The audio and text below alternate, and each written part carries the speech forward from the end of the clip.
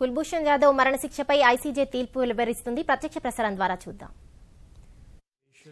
Une requête introductive d'instance contre le Pakistan concernant des violations alléguées de la Convention de Vienne sur les relations consulaires en rapport avec la détention et le procès d'un ressortissant indien, M. Kulbhushan Jadhav, condamné à mort au Pakistan.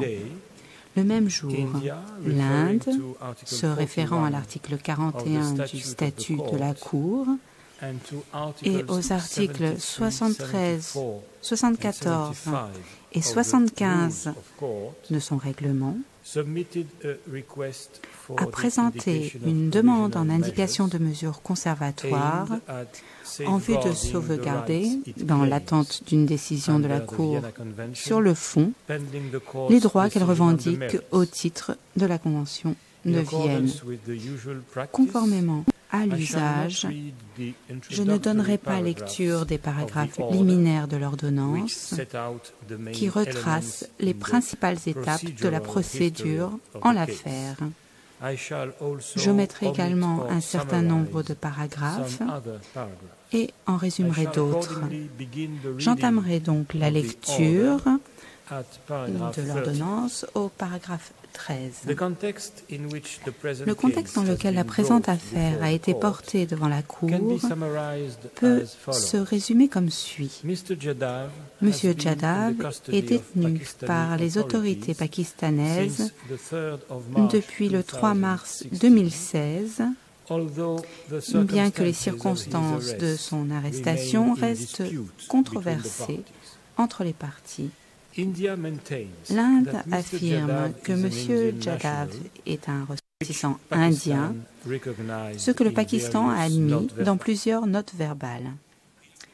La partie demanderesse affirme avoir été avisée de l'arrestation de l'intéressé le 25 mars 2016 lorsque le Foreign Secretary du Pakistan a évoqué la question auprès du haut-commissaire indien au Pakistan. Dès ce jour, elle a demandé à pouvoir entrer en communication avec M. Jadhav par l'entremise de ses autorités consulaires. L'Inde a réitéré cette demande à maintes reprises, mais en vain. On numerous occasions to no avail. On the 23rd of January 2017, Pakistan sent a letter of request seeking India's assistance in the investigation process concerning Mr. Jadhav and his alleged accomplices. On the 21st of March and the 10th of April 2017, Pakistan informed India that consular access to Mr. Jadhav would be considered in the light of India's response to the said request for assistance. According to a press statement issued on the 14th of April 2017 by an advisor on foreign affairs to the Prime Minister of Pakistan, Mr. Jadhav was sentenced to death on the 10th of April 2017 by a court-martial due to activities of espionage, sabotage and terrorism. India submits that it protested and continued to press for consular access and information concerning the proceedings against Mr. Jadhav. It appears that under Pakistani law, Mr. Jadhav would have 40 days to lodge an appeal against his conviction and sentence, that is until 19th of May 2017. But it is not known whether he has done so. India states, however, that on the 26th of April 2017, Mr. Jadhav's mother filed an appeal under Section 133B and a petition to the federal government of Pakistan under Section 131 of the Pakistan Army Act to 1952, both of which were handed over by the Indian High Commissioner to Pakistan's Foreign Secretary on the same day.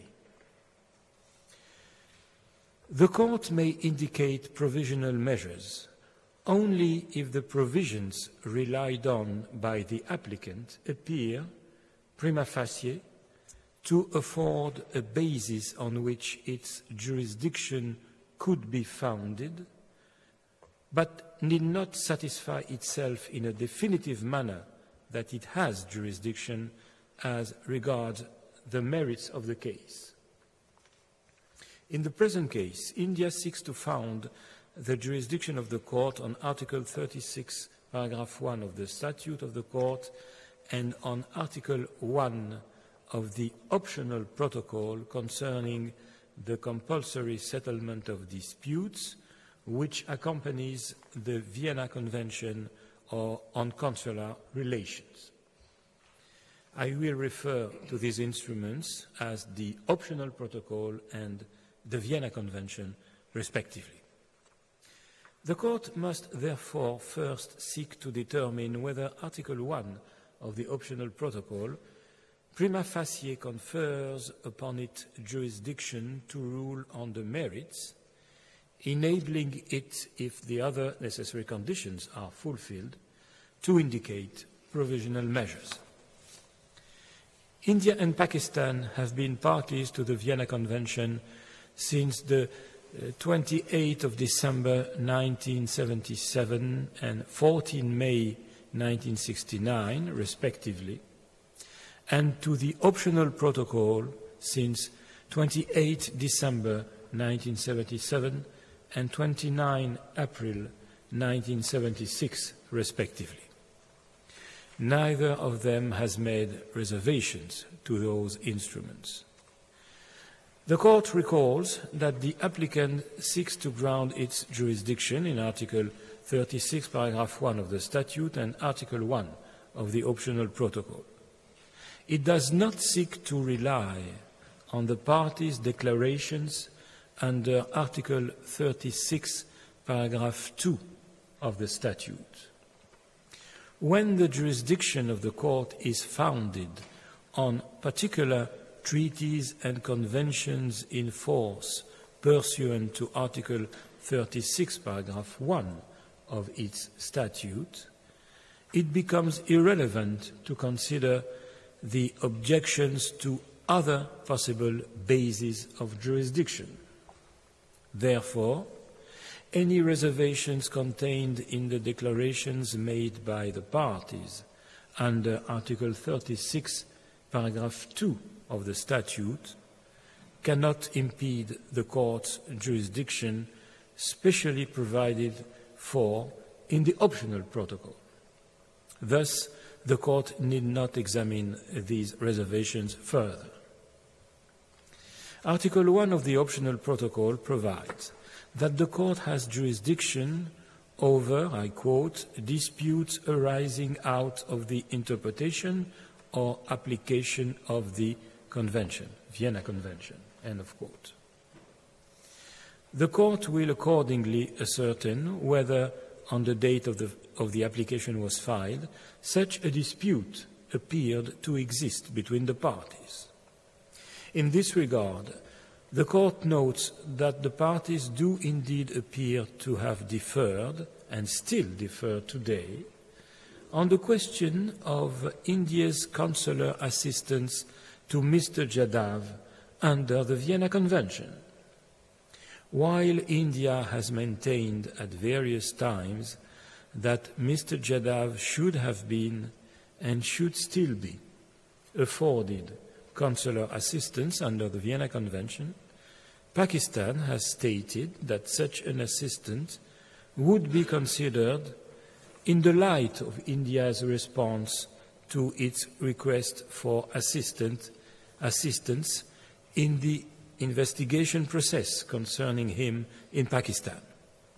These elements are sufficient at this stage to establish prima facie that, on the date the application was filed, a dispute existed between the parties as to the question of consular assistance under the Vienna Convention with regard to the arrest, detention, trial and sentencing of Mr. Jadhav.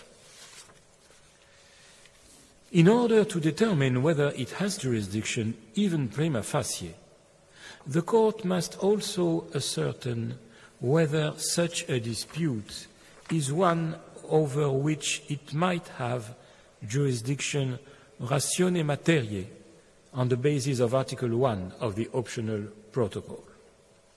In this regard, the court notes that the acts alleged by India are capable of falling within the scope of Article 36, paragraph 1 of the Vienna Convention, which, inter alia, guarantees the right of the sending state to communicate with and have access to its nationals in the custody of the receiving state, as well as the right of its nationals to be informed of their rights. The court considers that the alleged failure by Pakistan to provide the requisite consular notifications with regard to the arrest and detention of Mr. Jadhav, as well as the alleged failure to allow communication and provide access to him, appear to be capable of falling within the scope of the Vienna Convention ratione materiae. In the view of the court, the elements mentioned sufficiently establish at this stage the existence between the parties of a dispute that is capable of falling within the provisions of the Vienna Convention and that concerns the interpretation or application of Article 36, paragraph 1 thereof. The Court also notes that the Vienna Convention does not contain express provisions excluding from its scope persons suspected of espionage and terrorism. At this stage, it cannot be concluded that Article 36 of the Vienna Convention cannot apply in the case of Mr. Jadhav, so as to exclude on a prima facie basis the Court's jurisdiction under the optional protocol. The Court further considers Pakistan's argument that a 2008 bilateral agreement on consular relations, I quote, limits and qualifies or supplements, end of quote, the Vienna Convention, and that the Court therefore lacks prima facie jurisdiction under Article 1 of the optional protocol. The Court does not need to decide at this stage of the proceedings whether Article 73 of the Vienna Convention would permit a bilateral agreement to limit the rights contained in Article 36 of the Vienna Convention. It is sufficient at this point to note that the provisions of the 2008 agreement do not impose expressly such a limitation. Basis to conclude at this stage that the 2008 agreement prevents it from exercising its under Article 1 of the optional protocol over disputes relating to the interpretation or the application of Article 36 of the Vienna Convention. Consequently, the Court considers that it has prima facie jurisdiction under Article 1 of the optional protocol to entertain the dispute between the parties.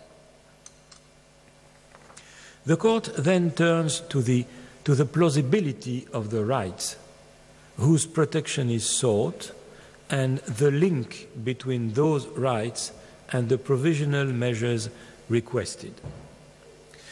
The power of the court to indicate provisional measures under Article 41 of the statute has as its object the preservation of the respective rights claimed by the parties in a case, pending its decision on the merits thereof.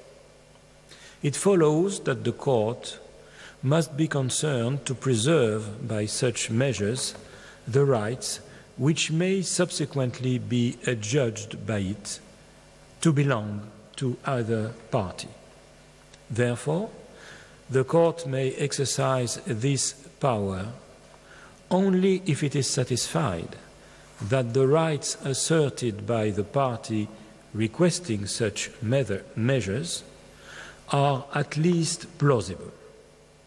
Measures are at least plausible.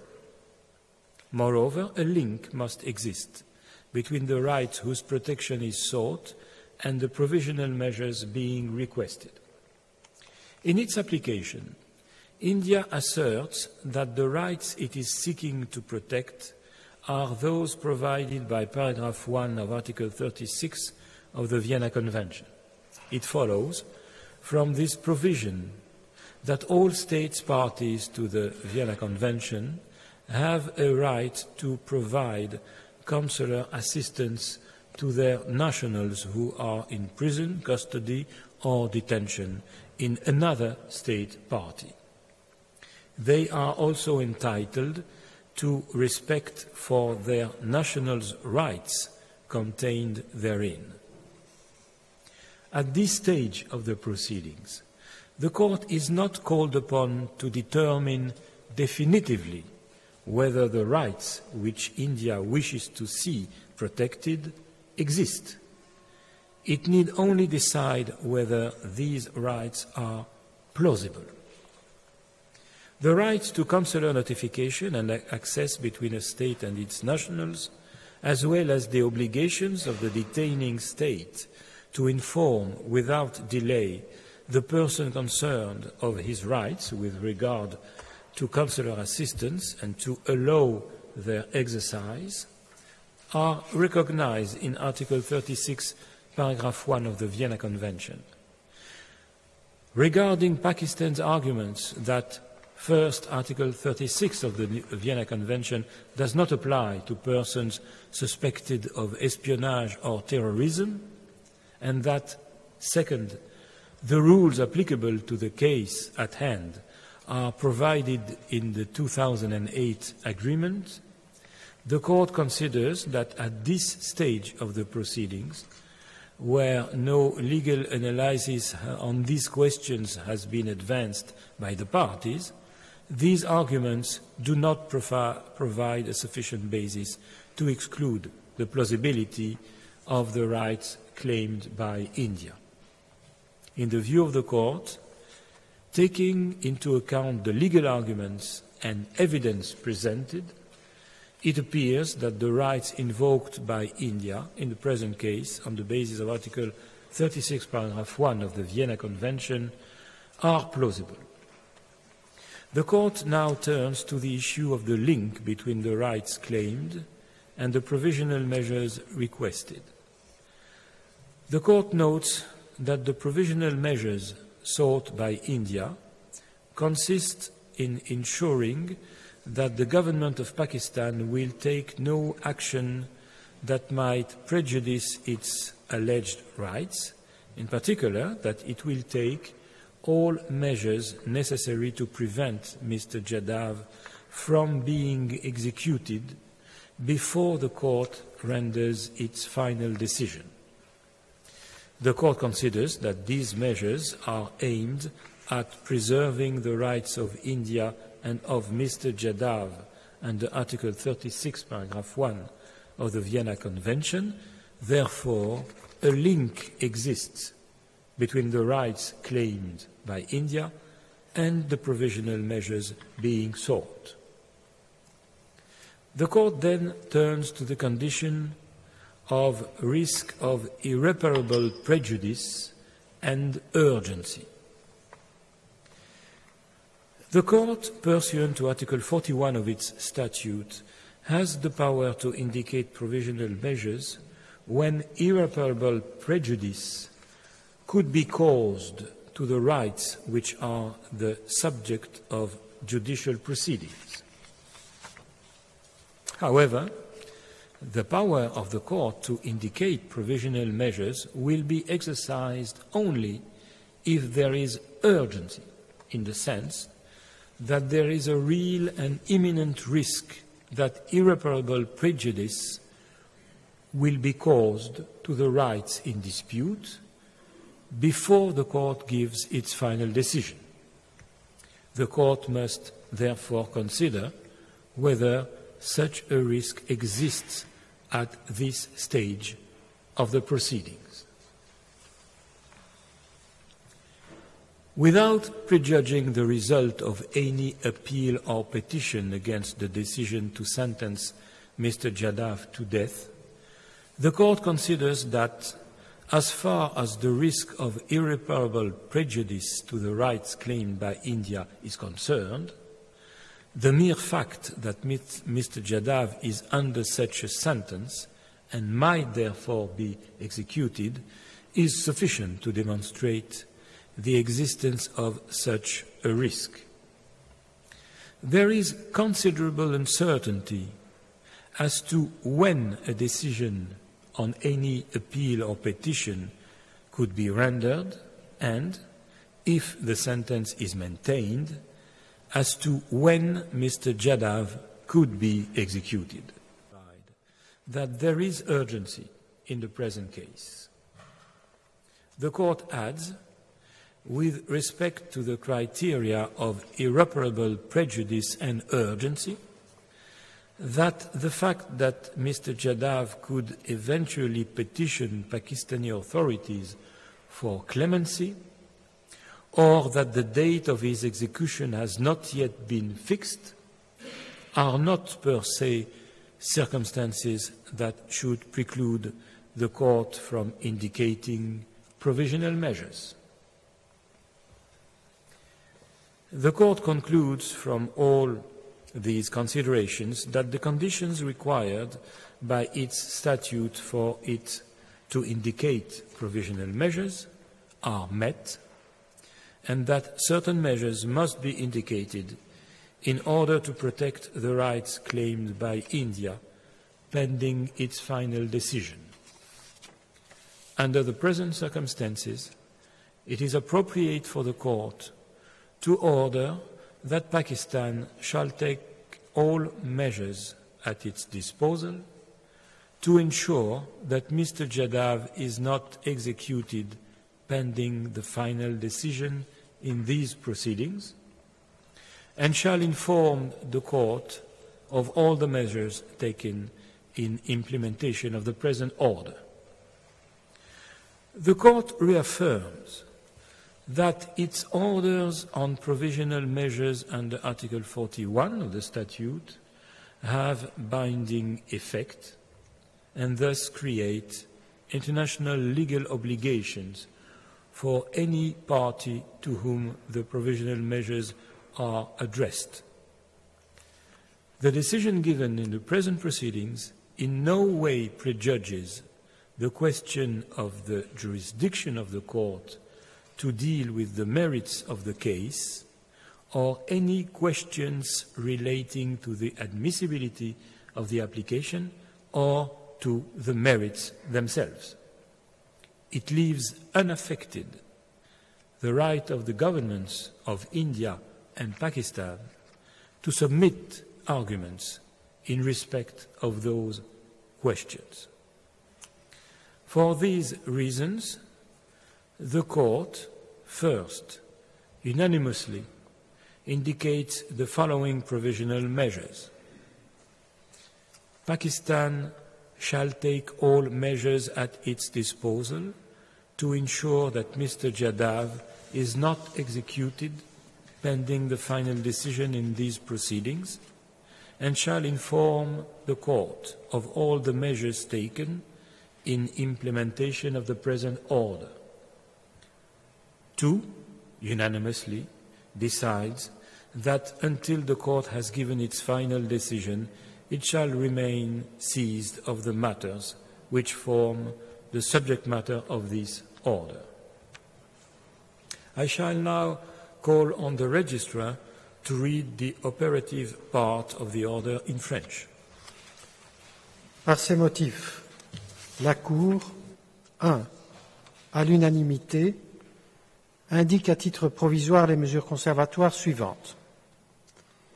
Le Pakistan prendra toutes les mesures dont il dispose pour que M. Jadhav ne soit pas exécuté tant que la décision définitive en la présente instance n'aura pas été rendue et portera à la connaissance de la Cour toutes les mesures qui auront été prises en application de la présente ordonnance.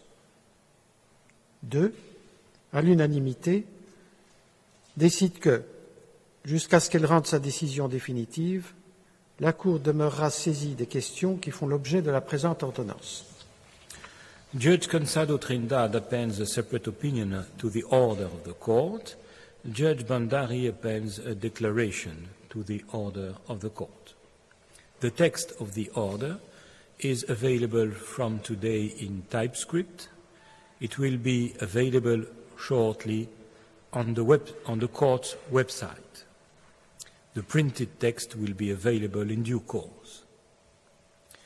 As the court has no further business before it today, I declare the sitting closed.